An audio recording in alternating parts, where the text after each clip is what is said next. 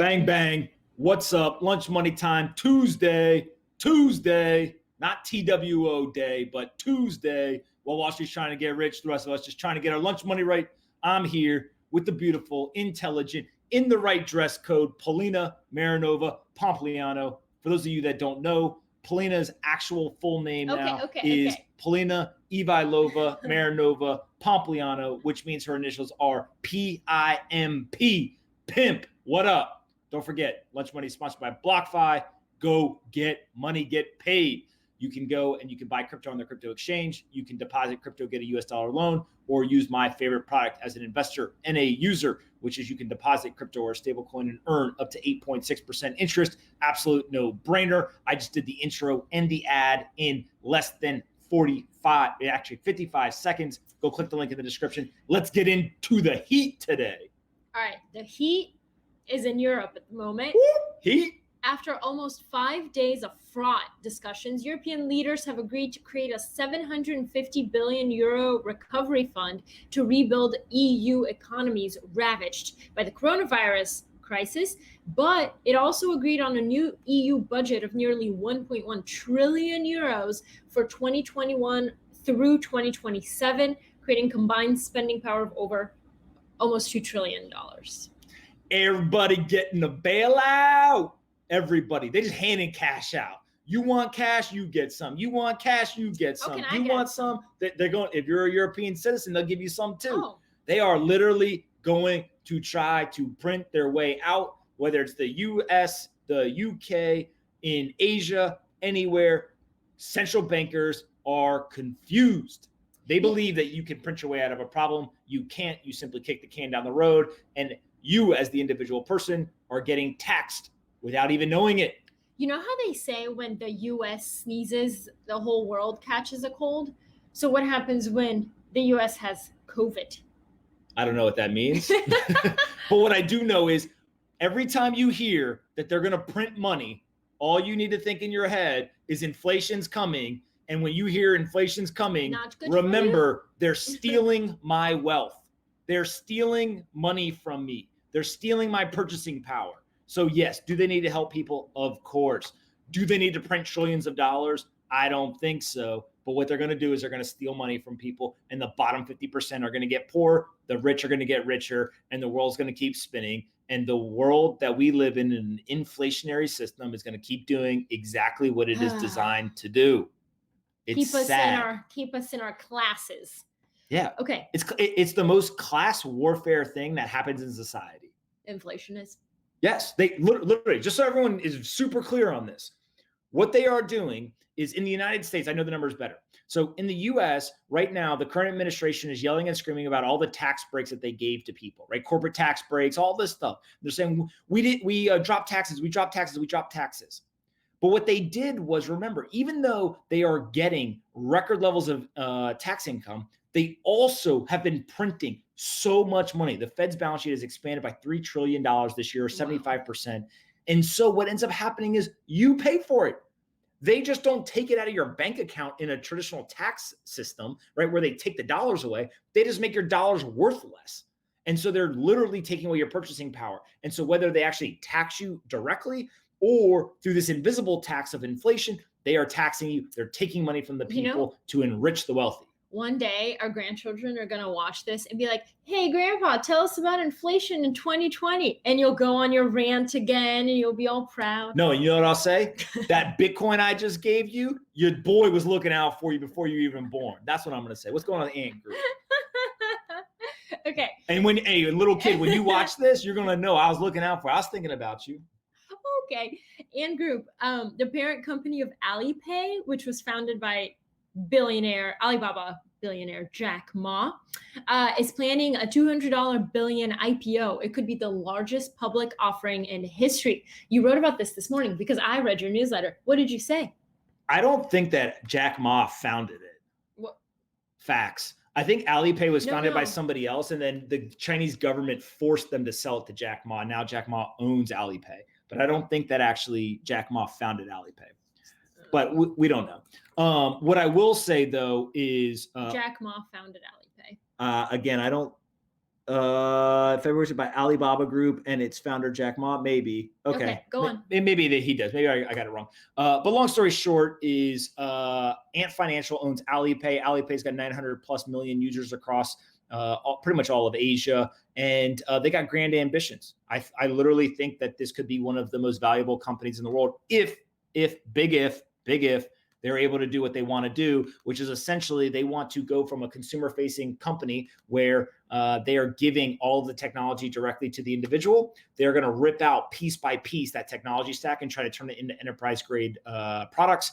Amazon has done this over the last 15 years, obviously one of, if not the most valuable company in the world. And so Alipay's got big ambitions. Do you remember, I remember writing about this, I think last year, but it was considering an IPO, like a listing in New York, but it chose to bypass it in favor of Hong Kong and Shanghai. So are you upset about that? No, I'm just curious, like, what does that mean? Did the US lose out on one of the biggest public offerings in history? Yeah, but you have to, well, first of all, they're dual listing Shanghai and Hong Kong, right? Yeah. And right now there's incredible geopolitical risk. Like they're literally, everyone forgets because of COVID and all stuff. We were just talking about delisting all the Chinese stocks off the US stock market. Like that was a conversation literally months ago. And so if that's the conversation and you're a Chinese company, why the hell would you want to list in the US if that's a potential risk? Right. And then on top of that, there is a big question around, will countries even allow Alipay to participate? Yeah. Right. Like, why am I going to let my citizens transact on a platform that has geopolitical risk to it? Okay. Google Maps. What's up? Bang, bang. So don't look. I want to quiz you. So Uber, as you may know, uses Google Maps instead of Apple Maps because Apple decision. Is obviously inferior to Google Maps. They said it in their IPO. Uber said it. Apple Maps is horrendous. Right. So Uber, though, has to pay Google a certain amount to use their Google Maps product for their platform. It just inked another 4-year agreement, but how much do you think Uber paid Google for using Maps during 2016 to 2018? A minimum of $100 million a year. No. How much? God, 58 million. 58 million? That's a lot of money. It's only $10 to $15 million a year. It's a lot of money to use their stupid product. Well, I just think of, I guess it's just a licensing deal, because if you were using like Google Cloud or Amazon AWS for a company like Uber, it would easily be hundreds of millions a year. But it says, I think it's, if I'm correct, it says Google Maps on your Uber when you open the Uber. Yeah, so just licensing. Okay, that makes more sense. So the $58 million over 4 years from 16 to 2020? No, 2016 to 2018. For 2 years, it's 58 million. Okay, so they're paying just over 25 million bucks. Is that how much the new deal is? The new deal is unclear. Okay, so well, it's a public company, so they're gonna have to say it. Well, so, at some point. Yeah, it'll probably be some. I'm assuming in the similar range or higher because Uber's bigger now. Yeah. Yeah, I mean, look, Google Maps is great. If you're going to go with a mapping service, I don't know who else you would go with. So it makes sense to me. Sorry, Apple. That sucks for them. Make your product better. It's just, and again, part of it is Apple has tried to do a lot of it in a proprietary manner, but like, it's just very clear that it's an inferior product, not in design or experience, or just the accuracy of the map and the direction. So by the way, I think Apple's product will improve over time. They just need more data, more time on the market. Google's had an advantage. Right. Fine. Okay, what's up with the Mach-E SUV? Is it Mach or is it Mosh, like machine? No, it's Mach. How do you know? Because that's how it's pronounced. Okay, I like Mach 1. Do you know what Mach 1 is? Gryphon. Do you know what Mach 1 is? No. Okay, what's up with the Mach-E? So, looking to explore how far it can push the limits of vehicle performance, Ford has created a version of its Mustang Mach-E SUV with 7 electric motors that can produce a total of up to 1,400 horsepower. That's what it looks like.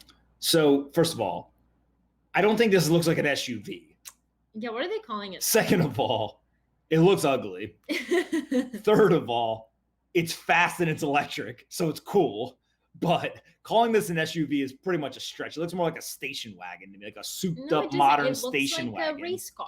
Yeah, but I don't think that's an SUV. Yeah, but here's an interesting fact for a lot of people. Most people actually don't know this, but racing is one of the best ways to get better car performance. So what I mean by that is they will push the limits of technology and they will push the limits of innovation in the racing sector. So a lot of what Ford and GM and all these companies figure out for their retail cars is actually figured out on the racetrack. If you look in the electric vehicle space, there is actually a Formula E. A buddy of mine, Polina and I have gone. He's a racer in Formula E. It's just like Formula One, open wheel, around a track, the whole 9 yards, but the cars are electric rather than gas powered. And the reason why they set up Formula E is because they wanted to push the innovation and push the pace of technology for electric vehicles. And they've done a great job of that. The same guy is also the CEO of something called Robo Race. If he's watching this right now, he's going to start cracking up that I'm promoting this. But Robo Race is an autonomous race league, which literally they put, I think it's 8 laps, 4 laps or with a human driver behind the wheel, and then 4 laps or the car drives autonomously by itself. Oh, cool. And so they're building out this entire experience, just like a Formula One or Formula E. Then they're called theirs Robo Race, and they're literally going to build out this to push the pace of innovation and technology around autonomous vehicles as well. So highly suggest go check out Robo Race. Huh. So when I went to the electric E thing, Formula E, electric E, I saw them get in an accident, but nothing really exploded because it's electric. So cool. Remember? Yeah. Okay. I don't know if there's explosions in gas-powered cars all the time either. Sometimes. No, that kind of crash would have caused an explosion. Sometimes. I know my cars. Okay. Okay. So bar distancing. So New York entered phase 4. Nobody's entirely clear what that means, to be honest. But now the government's shutting down bars, taking liquor licenses, like all this stuff. And I like what Andrew Riggi, the executive director of NYC's Hospitality Alliance, said. He said, the majority of restaurants and bars are trying to do the right thing, but they need clarity and they're confused with the ever-changing guidance and requirements. Like, you can't punish businesses that are trying to do the right thing, but when you change things on a daily basis, like how are you supposed to know what's happening? You know what I think should happen? What?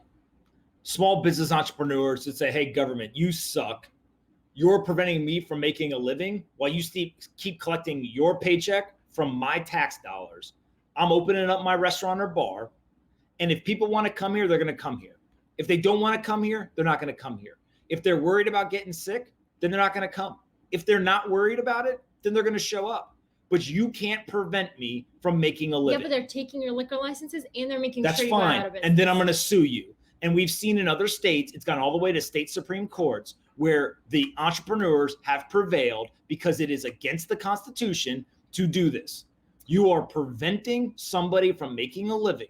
And you can say all you want about the social guidelines, but it's like what the guy in Georgia said, right? The governor in Georgia said the mayor of Atlanta is banning face masks, right? Or is mandating, sorry, not banning, mandating face masks. It is law that you have to wear a face mask. And the governor in Georgia said, no, you can't do that. That's unconstitutional. I'm going to sue the city of Atlanta and prevent you from doing that.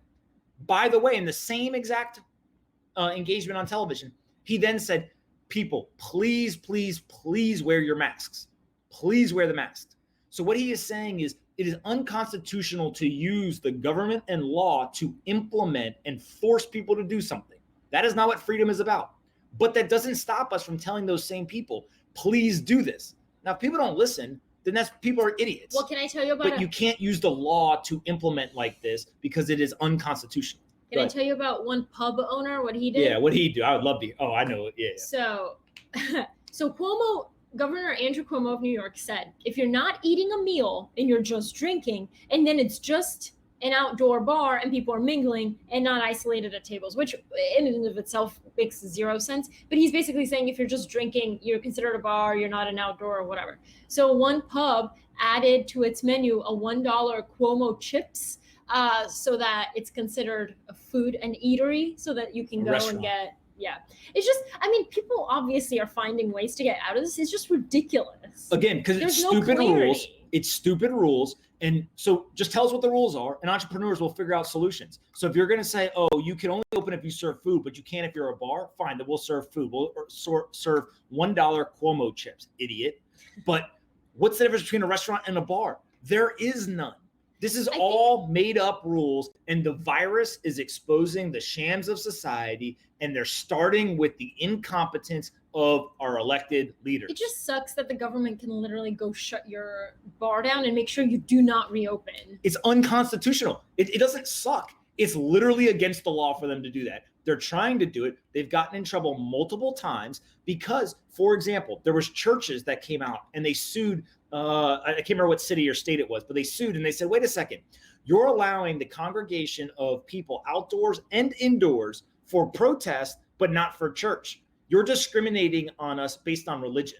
Because you're saying specifically because you're a church, you can't open up, but you're allowing other people to congregate besides. Everything is very confusing and so unclear. You have to go back to first principles, and you have to say, we cannot mandate people to do these things. It's unconstitutional, but we need them to do it, right? I'm not arguing that people shouldn't be wearing masks. They shouldn't do social distancing. They should be doing all of that. But the way to get them to do it is through influence, not through authority. And the way that you influence them is you educate them. Influence, not authority. It's something that, like, being in the military, you learn, like, everything in the military is authoritative leadership. I'm in charge of you. I have a higher rank. You do what I say, and that's the rules. But when you get into the business world, what you realize is everything is influential leadership, right? You have to inspire people and influence them to do the things that you want them to do. And the latter is probably more effective. Of course, it's more effective.